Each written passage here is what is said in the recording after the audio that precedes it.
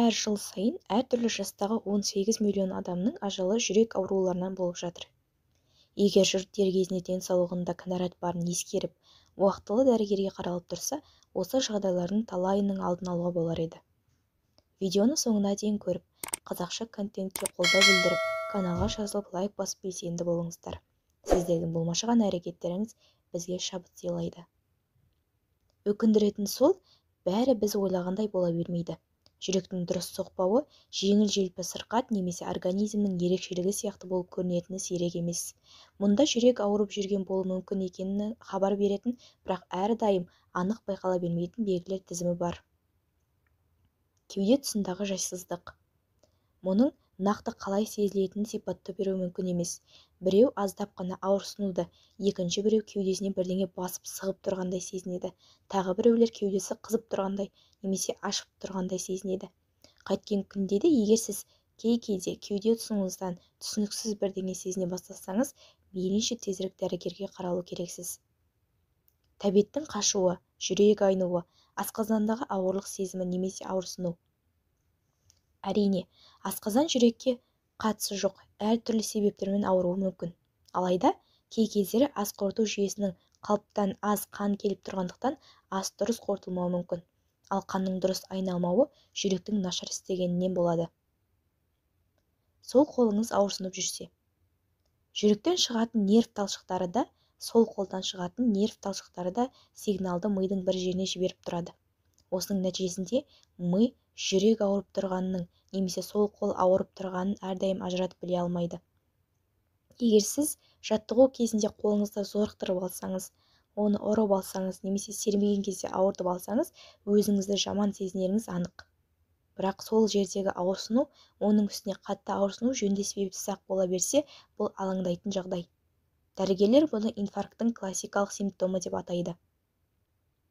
Америкалық кардиологиялық ассоциация сол қолдағы кенет пайда болған ауырсыну бірнеше минут бойы ауырсынуын қоймаса, жедел жәрдемді шақыруға кеңес береді. Егер ауырсыну сезімі тез өтіп кетсе, бірақ қайталанып тұрса, міндетті түрде дәрігерге қаралғаныңыз жөн. Тістің немесе төменгі жақ сүйектің ауырсынуы. Ми қай жердің ауырып тұрғанын анық ажырата алмайтын тағы бір жағдай. Тіс пен жүректің ауыруы.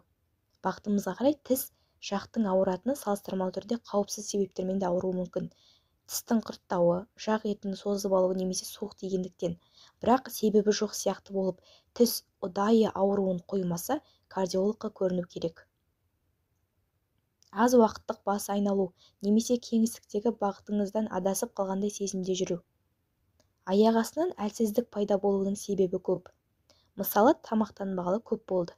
Немесе сіз ұзақ уақыт бойы отырып, жылдам тұрып кеттіңіз. Алайда бұндай жағдайда ұдайы тап болып жүрсеңіз, тезірек дәрігерге баруға тырысыңыз. Мұндай жағдай жүрек қанды миға керегенше жеткізе алмай жатқанын білдіреді. Бұл жақында болғалы жатқан инсульттің симптомы болуы мүмкін. Үнемі шаршаңқы жүру. Әлсіз жүрек пен қан айналымы толыққанды қамтамасыз ете алмайды. Осы себепті ағзалар мен тіндер қоректік заттардан және оттегінің зәрулік көріп тарыға бастайды. Аман қалу үшін организм маңыздылық деңгейі төменірек ағзаларға ең әуелі қол-аяққа ағатын қанды азайтып, оны маңыздылығы жоғарырақ ағзаларға, жүрекке, миға, өкпеге қарай жіберіп отырады.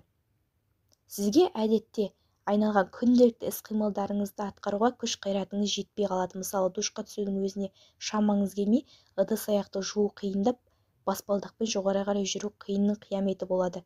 Тіпті демалудың өзі денеңізді сергітпей, кірпік қимылдатудың өзі ерініп тұрасыз.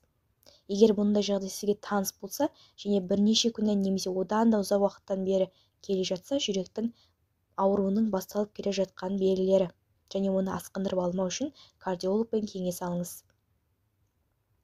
Аяқтың ісінуі. Аяқ пен қолдағы қан айналымы дұрыс болмағанының кесірінен лимфа ағыны, тіндердегі артық сұйықтықтың шығарылуы да дұрыс болмайды. Бұдан аяққа көбірек зиян келеді. Сұйықтық тері ішінде қорындалып, аяқ домбығып кетеді. Көптеп кетпей жүрген жөтел. Көбінесе жөтел суық тигенде бірге жүретін серік. Бірақ сіз тиген суықтан 2-3 апта бұрын аман-есен құтылсаңыз, ал бұл симптом кетпей жүрсе, дәрігердің қызметіне жүгінгеніңіз керек. Кетпей жүрген жөтел аллергияның немесе мысалы бронхиттің серігі болуы мүмкін, бірақ кей кездері жөтелді ылғалдың өкпеден шығуын қиындатып тастайтын жүрек қауқарсыздығы қоздырып жібереді. Жөтелгенде бөлініп шығатын қызғылтым немесе ақ түсті шырыш жүректік жөтелге тән нышан болып табылады. Осындай нәрсені байқасаңыз, кардиологқа қарай барыңыз. Себепсіз ентігу. Ентігу қан құрамындағы оттегінің аздығын білдіретін алғашқы белгі. Әдетте оның себебі физикалық ауыр іс-қимыл болуы мүмкін. Бұлшықетке қимыл қозғалыс үшін көп оттегі қажет және ол оттегінді қаннан сіңіріп алып отырады. Оттегі жетпей қалмау үшін ми өкпеге жылдамырақ тыныстауға бұйырады. Сонымен қатар ентігіске салмақтың артықтығы, бір орнынан қозғалмайтын өмір салты, стресс, қапырық үй-жайда болуы мүмкін. Жүрек ауруына апарып соғады. Оттегі мөлшерінің жеткіліксіз болу ықтималдығы жүрек дұрыс істемей, қан айналымының нашарлап кетуінен болуы мүмкін. Қатты қорылдау. Ұйықтап жатып қорылдау жалпы алғанда қалыпты нәрсе. Бірақ сіз өте қатты қорылдап ұйықтап жүрсеңіз, бұл апнояның ұйқы кезінде демнің аз-кем уақытқа тоқтап қалып жатқанының белгісі. Апнояның жүрек қан-тамыр жүйесін бүлдіріп жіберетін әсері бар. Біріншіден, жүрек бұлшықетінің гипоксиясына шалдықтырады. Екіншіден, апноя адамның басты ағзасының жұмысын қиындатып жібереді. Мысалы, жоғары қан қысымы. Жоғары қан қысымы алып кету қаупін арттырады. Салдарынан артық күш түсетін жүрек қан тамырлары жүйесі кез келген уақытта іске жарамай қалуы мүмкін. Сондықтан апнояны емдемесе болмайды. Қалай емдеу керек екенін әуелі терапевтіңізден сұраңыз. Жүрек соғысының жиілеуі немесе біркелкі соқпауы. Жүрек жарылып кетердей сезім.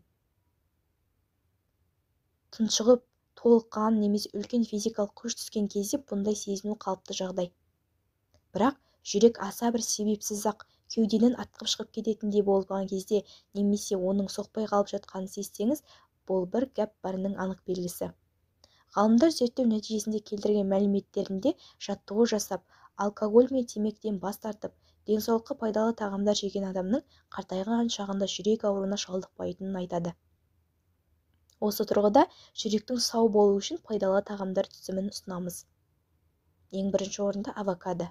Авокадоның құрамында холестеринді төмендетіп, қан айналымын жақсартатын майлы қышқылдар бар.